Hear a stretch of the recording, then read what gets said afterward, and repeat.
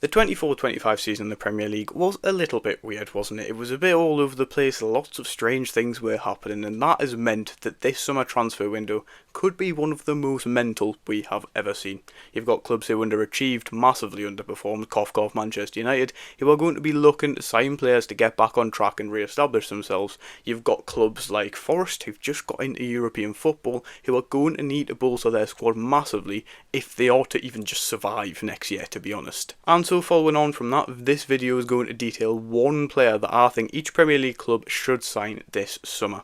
There's a lot of rogue ones in there, I'm not going to lie. I tried not to go for the obvious ones because that's just a little bit boring, isn't it? Some of the clubs obviously will have rumoured players suggested for them, and to be honest, some might have even signed them by the time this video comes out. But without further ado, let's get into it. I'm going to do it in alphabetical order because that's just the easiest way around things, and we're going to start with Arsenal. Now, Arsenal need a striker. Who would have guessed? It's been suggested unbelievable amount of times by the media. I mean, it's all they talk about at this point. Now, the rumours are at the minute that they are in talks with Benjamin Sesko. However, I don't think he's the right man for that role. I've been saying this for a long time. You could say Victor Gyökeres. I also don't think he's the best fit for the role. So for me, I'm going to go for Victor Osimhen. Obviously, you've also got Alexander Isak. However, he's a Newcastle player and I'm a Newcastle fan. So I'm not suggesting him for any other club in the Premier League. I think you'd get him from a reasonable price from Napoli because obviously he had that massive fall out, ended up going to Galatasaray for the last season, and I think they will be looking to offload him properly this summer, and to be honest, I think he does everything that Arsenal need from a striker. You can play the ball into him and he'll hold it up, which is important for bringing others into play, and I think that will be useful for Arteta's system because they've lacked creativity at times this season, but he can also run him behind, so if you need to do that part of the game, he's great for that as well. Put balls into the box, he's absolutely lethal, which obviously will be unbelievably useful for Arteta considering the reliance they've had on corners for quite a lot of this season. When you add all that together, you've got a really well-rounded product. Now, obviously, it would probably be a little bit of a risk considering some of the other options you've got available, but then again, I think you'd get him for cheaper than those other options. So for me, Victor Osimhen is a no-brainer for Arsenal because I think he is perfect for Arteta ball. Next we have Aston Villa under Unai Emery, who are competing in the Europa League next season and will no doubt need to further their depth, strengthen their squad going into next season. One of the areas that I think they could really do with doing that in is centre-half because they've got an ageing cohort. Tyrone Mings is now 32. I mean, even Pau Torres is getting on a bit. He's 28, 29 now. Courtney Howe's can't even remember the last time we saw him playing football, so he's not even an option. And I've taken possible PSR restraints into play here because Villa would appear to be shackled by that this summer unless they sell a couple of players, which doesn't really make sense, but then again, when does PSR ever make sense? And the man I have suggested is a pretty cheap option, I think, but a very good one as well, and that is Bofodo Diakite from Lille. Lille have had the second best defence in Ligue 1 for the past 2 seasons, both times being only 1 goal behind PSG, and Diakite has been very, very integral to that. Obviously, he's not the glamorous centre-half signing, the big money centre-half signing that Villa might want, but if they are restrained by PSR, I think he is perfect. He's an organisational leader, he's very good at conducting defensive structure, which would be really useful for Aston Villa considering they play that high line. He's not particularly good on the ball, but he's got that solid technical base, so he is able to do that if needs be. You just probably wouldn't want to trust him as a ball-playing centre-half, but then again, if you play him alongside the likes of Pau Torres, who his main game is that ball-playing aspect, I think you'd be absolutely fine. And he comes in with a transfer value of just £17 million at the minute. He's only 24 years old, he could grow with the club, they could have him for a good few years, and I think the likelihood is his value's only going to go up and he'd become a more valuable asset for Villa if they buy him now. Now we move on to Bournemouth, and Bournemouth had a really good season last year, but I think they will be wanting to push on and really try and get European football next season. However, the downside of being a club like Bournemouth is they often have to offload their players because European giants come in. Dean Howson has already gone to Real Madrid for £50 million this summer. Milos Kerkez is also linked with a move away to Liverpool, which I think is edging ever closer, so it's not going to be easy for them no matter what. And it is that mentioning of Dean Howson leaving which has informed my decision to go for a centre-half here, because they have just signed a left-back in Julio Soler in January, 20 years old, from an Argentinian club called Lanús, and I think he's probably what they expect to come in, step into that role that maybe Kerkez would leave. So I've gone for a centre-half, and the man I have gone for is Wilfried Singo from AS Monaco. Of course, he isn't the exact same profile as Howson, but replacing Howson comprehensively is going to be unbelievably difficult because he is just such a good footballer. But he's got a really good athletic base, he's strong, he's quick, which would fit in perfectly with Iraiola's high-octane system. He's also a very good ball player. He's in the top 15% for progressive passes of all centre-backs, so that athletic side of the game doesn't take away from his technical base. He's also a very good progressive ball carrier, which once again is another similarity to Dean Howson. He's in the top 7% of all centre-backs across Europe for progressive carries. I genuinely feel like he's almost a ready-made replacement, and for me, if Bournemouth aren't looking at him, they would be silly, because he's also got a market value of around £20 million. So if you put that on top of the fact that they've just sold Dean Howson for £50 million, he's a bargain. Now for Brentford, and in a similar way to Bournemouth, or that similar sort of club, they had a similar sort of season last year, they will probably be hoping to push on into European football. The issue they've got is there is going to be a lot of clubs after their players this summer, especially the likes of Brighton and Bournemouth, who Newcastle are already linked with, Manchester United are already linked with, even though that would be a step down, but that's not the point. And also with the form of Visser, I wouldn't be surprised to see quite a few clubs coming in for him as well, so it is in that forward position which I have gone for a new player. And the man I have gone for, a little bit of a jack of all trades, and that is Evan Gerson from Nice in Spain. Not in Spain, in France. He can play in the 10, he can play up front, he can play off the right, he can play off the left. And when I say that, I mean it. He's like unbelievably effective off all, which is something you don't really see from a lot of players, to be honest with you. And I genuinely think out of all the clubs interested in, Brentford is the best fit, because when he plays wide, he plays inverted, likes an overlapping fullback. Keane Lewis-Potter, Rico Henry, who I've not seen in about 2 years, but that sort of player that Brentford play with when they play with a 5 would be perfect for Evan Gerson to thrive. Alternatively, you could even see them change their system, because as we've seen before, they could have played Mbeumo and Visser in a 2, and that's worked really well.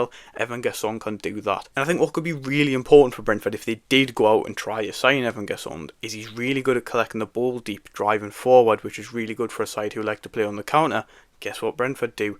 They often like to play on the counter, and I just think overall, he's just a really good option. He's only 23 years old, he'd grow with the club. What is not to love about this man? Then we're moving on to Brighton. Now, I always find this unbelievably difficult for a club like Brighton, because they will already have, I guarantee it, in the academy, they will have signed some from Ecuador or something. They'll have at least 3 ready-made players for every single position who will just step in and just be unbelievably good, be as good as the person who left last. However, one area that I think they could strengthen in is at fullback. I think at right back they have a little bit of a hole there, because Tariq Lamptey, injury prone, like genuinely his hamstrings are made of cheese. You've got Veltman as well, who's getting on a little bit. We've not seen him too much this season because he's had his own injury problems. A lot of the time they've had to play Mats Weifer there, who isn't a right back. So I have suggested Andre Ratiu from Rayo Vallecano in La Liga. Ratiu is a player they have already been linked with, and he's a man you might remember from Euro 2024 when he rocked up with that blue hair playing for Romania, was unbelievable at fullback in a tournament where Romania overachieved. Now, he's a bit of an older age profile than Brighton typically go for. They like those younger players. He's 26 years old, but he's had a really good few campaigns at Rayo Vallecano now for a similar sort of club to Brighton, I would say, in terms of trying to push on those European places, but maybe not one of the big clubs in the country. He would fit in well on both the attacking and defensive side of the ball. Again, Herzl's another one who likes to play quite high intensity, likes to have his fullbacks do a lot of work, and Ratiu is perfect for that. He's a workhorse, will run all day for you, very good at getting forward, can get around a winger, loves to play on the outside, so if you paired him up with the likes of Yankuba Minte, would be spot on. Now, he has been linked with a lot of other European clubs, so if Brighton were to go and get him, they would probably have to act fast, but one of those clubs is Barcelona. The man's market value is only £12 million, but we all know that Barcelona can't afford that, so if Brighton move quick, they could get this done under the radar and have a really good player on the hands going into next season and have that right back position sorted for a good few years. Then we are moving on to Burnley. Now, I've seen this man suggested a lot for Leeds. However, I've gone down a slightly different route, and I'm going to suggest him for Burnley. Now, what the promoted sides struggle with scoring goals. They often don't have strikers who are able to step up. So I've gone for a striker here, and the man I've gone for is Callum Wilson on a free from Newcastle United. They do have Lyle Foster, who I rate and still think has something to offer. However, you can't deny the fact that his output in the Championship was horrendous, so they need a striker who is going to at least get them 10, 15 goals, maybe if they can get it out of him. Now, the one issue is Callum Wilson's hamstrings are made of cheese. In fact, his whole body is made of cheese at this point. But if you can give him that summer, get him fit, get him rehabbed properly, because I don't really think he's had the chance to do that at Newcastle because we've needed him back for some important games towards the back end of the campaign, then I genuinely think you've got a striker there who can still score you 10 to 15 goals if you make him the main man and play everything through him, which is what Burnley would do. Chelsea up next, and Chelsea is another difficult one because they signed such a ridiculous amount of players that I can't keep track of who they've got on the squad, who they've let go, and all the rest of it. Yet, despite all the money they have spent in recent years, they still need improvements, which is saying something, but the area that I think they need to improve in if they ought to take it up to a next level, I think they need a winger who has better output than the ones they already have. Now, I don't think they'll make Jadon Sancho permanent. I say that because I made this before they won the Conference League final, before Jadon Sancho scored that goal, and now they're thinking about it. But at the same time, Jadon Sancho would still cost money, and I think you can use that money better elsewhere to get another winger. And the man I have suggested is from Athletic Bilbao, and that man is Nico Williams, who they've been linked with a lot, and just would be an upgrade on Jadon Sancho, let's be honest. Now, he doesn't really need much introduction. We all know how good he can be. He's been one of the hottest properties on the transfer market for some time now, and Chelsea have been linked with him for a good while, and I think this summer is the one where he finally makes some sort of move away from Bilbao. Now, depending on how much you would get him for, this could be a little bit of a risk, because despite how impactful he's been for Bilbao, and every time I've watched him he's tortured fullbacks, there has been some question marks over the reliability of that output and being able to keep that up across an entire season. Now we have Crystal Palace, and Crystal Palace had a really good campaign last year, won the FA Cup, won a trophy for the first time in their history. Congratulations Crystal Palace, and next year they go into the Europa League, which is going to be a big test for them, especially considering their squad's reasonably small. They don't have a lot of depth, they don't have a lot of quality depth either, so that's something they're really going to need to invest in this summer. And one of the issues they do have is Mark Gahey is sought after by a lot of different clubs, and I can see him leaving. So I have gone for a centre half, and I've gone for getting Trevor Chalobah back, this time permanently from Chelsea. Now Chelsea have set out the stall at around 40 million quid if you want to get Chalobah off them. Now that feels a little bit steep, but if Gahey goes away for around 60, 70, if they can get that, which I think they probably would, then that 40, split that over a few years, it's not really a lot, is it? And Trevor Chalobah is almost a ready-made replacement for Gahey in terms of he seems to have that leadership, he's got that calmness about him, and he could slot into the middle of that Palace 3 pretty much perfectly, as he's shown when he was there on loan. Now on to Everton. Everton have a new stadium. Everton are going to be looking to enhance the squad because David Moyes has come in, he stabilised them, and now they can hopefully look to push on. Now Doucouré has gone on a free. He has left the club this summer, so that kind of leaves a bit of a hole in that 10 spot. I could suggest a striker, but I'm not going to because I love Beto. And I think if you give Beto the players around him, he will thrive. So the man I've gone for is a number 10. He plays for Strasbourg and he goes by the name of Habib Diarra. Now this one could be a little bit ambitious because there is a lot of other clubs across Europe in the Premier League who are after him. He also plays for Strasbourg, who are in the blue group. So he could well just go to Chelsea because we know what Chelsea are like when it comes to just signing players. But for Everton, if you're looking to build on that sort of element and die type player, which they already have in order to create chances going forwards, Habib Diarra is that man. 21 years old, he's also pretty versatile. He can play in the 10, he can play as a more central midfielder, which I think would be useful for Everton because they've got a little bit of an aging profile in there, the likes of Gana Gueye, who's just signed a new contract. He usually prefers to receive the ball deep and carry it forward, which would give Everton a little bit of a different dynamic to what they haven't really had this year. Habib Diarra would probably cost around 30 to 40 million, which for a player his age isn't a lot at all, I would say, and he's also proven for Strasbourg that he can play for a lesser side and drag them to higher heights than maybe they should be at, and for Everton, I think this would genuinely be perfect. Now, Fulham had a decent campaign this year, ended up finishing 10th, looked like they could possibly get into Europe at one point, most of the clubs in the Premier League could, to be fair, but they will be looking to push on to Europe next season as well, and one area that I think they could improve is at right back. The system Marco Silva plays puts a lot of onus on those fullbacks. Obviously, Anthony Robinson has been unbelievable for them this year. They've not really had that same output on the right-hand side. Now, I know they play more of a defensive fullback on that side, but if they're going to look to go out and get at teams next year and really take on, I think a player like Kyle Walker-Peters, which is who I've suggested, could be perfect for them. He's available on a free this summer from Southampton, who've just been relegated. He's going to be looking for a Premier League club, I would imagine, unless he goes abroad, which I just really can't see, and I think Fulham would be the perfect destination. Now for Leeds United, I originally suggested Calvin Kelleher. As you can see, I'm wearing different clothes, and then he moved to Brentford. So we're going to have to pick someone else here, and to be quite honest, keepers are boring, so I'm not going to pick a goalkeeper. I'm going to pick a striker this time, and with a view to guaranteed goals, I've gone for Tim Kleindienst from Borussia Mönchengladbach. The main thing to note here is that the man just absolutely adores sticking the ball in the onion bag. He scores goals for fun, whether that's with relegation candidates like he did with Heidenheim last season, whether that's with mid-table like he's done with Borussia Mönchengladbach this season. He just absolutely loves scoring goals. He's like elite, like top level defensively when it comes to other strikers, which will be really important for a Leeds side who are going to need to be solid. He's got around a £17 million market value, and for a man who is literally guaranteed to score your goals, I don't think coming to the Premier League would be a massive issue for him. It feels like a no-brainer. And now we go on to Liverpool. Now I've got a little bit of a bone to pick with Liverpool actually, because they've really stitched me up with this video, because they keep signing players. They've just signed Florian Wirtz, well, basically signed Florian Wirtz, let's be honest here. Frimpong, here we go, confirmed. And Kirkes as well at left back seems to be on his way into the club.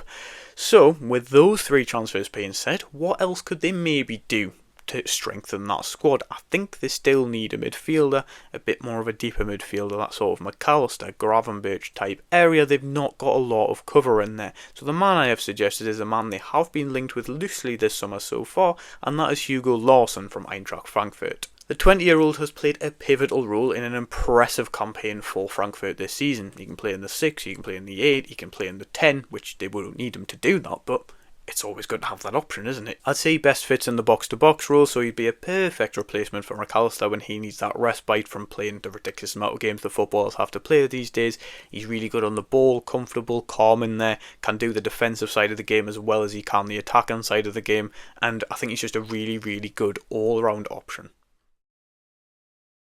Now, moving on to Manchester City. Now, this is the one that I think might stitch me up, because I reckon they might have signed him by the time this comes out, which is, I'm recording this on the 30th of May. It's already been confirmed today that they are in talks with him. Now, what has been Manchester City's main problem this season has been the lack of midfield. They've been caught out in transition way too often. Now, that is partly down to the absence of Rodri, probably mostly down to the absence of Rodri, but at the same time, Kovacic and Gundogan, who have been playing in that midfield area, just haven't really had any impact at all, to be honest. So a man I have suggested is Tijani Reinders from AC Milan. Now, I'm not saying he would sort out Man City's defensive problems in transition, because he's by no means a defensive powerhouse, but he can do that. He's a workhorse, he will run all day. He's basically just a younger, more mobile and creative version of Gundogan, really. He's got an innate ability to receive the ball in dangerous areas, play on the half turn, create chances, playing balls through the gaps, which they've just lost this season in De Bruyne. And playing for a side like City, who have large parts of the ball, having someone to unlock those doors be the key is what they need. 60 million quid, get the job done. Tijani Reinders to Man City, sorted. Bosh. Now on to Manchester United. Now where do I start with Manchester United? Manchester United need a centre-half, a right-back, a left-back, a centre-mid, a right-winger, a left-winger, a striker, a goalkeeper. Man United could do with 11 players, to be quite honest with you. But the man I have suggested is someone for that number 8 position to be able to release Bruno Fernandes into the 10, and they can have someone in there who can do that defensive work. They won't get caught in transition as much, hopefully, with a man who goes by the name of Felix Nemecha from Dortmund. I honestly just think he'd be a perfect fit for that Manchester United midfield. He's a really imposing physical profile. He's really good on that defensive side of the game and being a structured midfield, which would be really useful considering the absolute chaos that usually happens whenever Manchester United get caught in transition. Going forward, he is a very, very good ball carrier. He gives notes of Moussa Dembele from Spurs, the way he carries the ball in the midfield. He's very press resistant. Players rarely get the ball off him. The issue with him is he's not a particularly progressive passer, so playing in United's 2-10s might become a slight problem. However, I don't think that's too much of an issue, because if you get a player alongside him who can break those lines with his ball carrying abilities, you've got the best of both worlds. Onto my club Newcastle, and as you can see once again here, I'm wearing different clothes because I've had to come back post-edit and I've had to change it because Brian Mbeumo decided that he was going to come out and say, oh yeah, I want to play for Manchester United. So once again, cheers for that, Brentford, you've ruined my video twice now. And although I do think that Mbeumo would still be the best fit, and he hasn't actually moved on yet, he's decided he doesn't want to play for Newcastle, so to be quite honest with you, he can do one. Instead, I've still suggested a right winger, and that man is Jamie Gittins from Dortmund. He can play off the left or right. He's very effective with both feet, which means he can either go outside or come and play more centrally like an inverted winger. When going forward, his decision making is really, really good, especially for a 20-year-old. He has the ability to impact a game by creating very high quality chances for his teammates, not to mention the fact that he's actually very good defensively in terms of his work rate. He works really hard to get back into that defensive shape, which as an Eddie Howe signing would be pretty much perfect, because as we know, Eddie Howe likes a very solid defensive structure and likes his wingers to do a lot of work. He'd probably cost a similar amount to Mbeumo, and I honestly believe his ceiling is much higher. Granted, it would be a slightly more of a risk because he doesn't have that Premier League proven prowess. However, I think there's not a lot of downside to the deal still, because he is only 20 years old and he's got a lot of room to grow. Moving on to Nottingham Forest. Now, Nottingham Forest are another club in European football, but this one arguably with less of a squad depth than the rest of them I've already mentioned, so they really need to invest this summer if they are to continue their form in the next year, keep trying to push on and perform in both the Premier League and the Conference League. One area of the pitch which is very important to the way they play, but that they don't really, I feel anyway, have a lot of cover outside of the starters and a lot of output outside of the starters, is on the wings, and that is why I've gone for maybe a bit of a rogue one, well definitely a bit of a rogue one, but the man I have chosen is Oliver Antman from Go Ahead Eagles. He's had a really good season in terms of output with 6 goals and 16 assists for a Go Ahead Eagles side who fall into a similar category as Nottingham Forest as being a bit of an underdog. He's got an incredible work ethic going both forward and defensively, one which he has been praised for in the Eredivisie this season, and that would suit Nuno Espirito's side down to the ground, because he needs a side who can run a lot, a side who can get in that defensive shape but also are able to go forward and create those high quality chances. The only issue I think sometimes with him is that his defensive discipline isn't there when he gets into that shape. He sometimes jumps too early, so he could do with a little bit of work on his defensive actions. However, he's only 23 years old, he's coachable, and for the price tag, I mean, I think his market value is like 3 million quid or something like that, so he would be absolutely perfect for Forest next season in my opinion. Now next up we have Sunderland, we have the Mackhams, and there is no doubt, they know it, everybody else knows it, it's going to be an uphill battle for them next year. I watched them in the playoff final. I like a few of the players, to be honest with you, yet, and there's no bias in this, I still don't think they have much Premier League quality there at all, so they're going to need to do a lot of shrewd business there if they are to have any chance of staying up next season. Likelihood is they're going to lose Joe Bellingham in that defensive midfield role. Now, I don't particularly rate him anyway, however that is going to leave a hole there, so the man I have suggested to replace him is Tommy Doyle from Wolves. Now, I could just go for Jordan Henderson, but if I went for Jordan Henderson that would just be a little bit boring, wouldn't it? And who wants to be boring? So instead we have gone for Tommy Doyle. Now, he's fallen out of favour a little bit with Vitor Pereira, so I think you'd get him for a decent price. He also has some valuable Premier League experience despite only being 23 years old, which Sunderland could really use. Now we have Spurs, and Spurs had an awful campaign in the Premier League but won the Europa League, managed to get into the Champions League, which means that next season is going to be an unbelievably difficult campaign for them if they are to cope with both of those things, especially with the size of the squad they've got currently. One of the areas that I think they need more depth, they need more quality cover in, I think this is well documented, is centre half, because you've got Van der Ven injured a lot, you've got Romero injured a lot. So what I think they should do is firstly get Danso permanently, because I think Danso is really good and could be a really good asset for them. But the other man I've suggested at centre half is Malik Thiaw from AC Milan. Now Spurs are going to need someone who can cope with that high octane, high intensity system that Ange Postecoglou has deployed. Now Malik Thiaw can do that, he's got a very, very good athletic profile, but at the same time, if Spurs choose to play more of a reserved system like they did all the way throughout the Europa League in that low block, Malik Thiaw's really good at that as well. He's very good at being a traditional centre half, head it and kick it type player. He's also only 23/24. He wants European football, which AC Milan don't have. He's probably only cost around 40 million quid, so he feels like pretty much a no-brainer for Spurs, I think.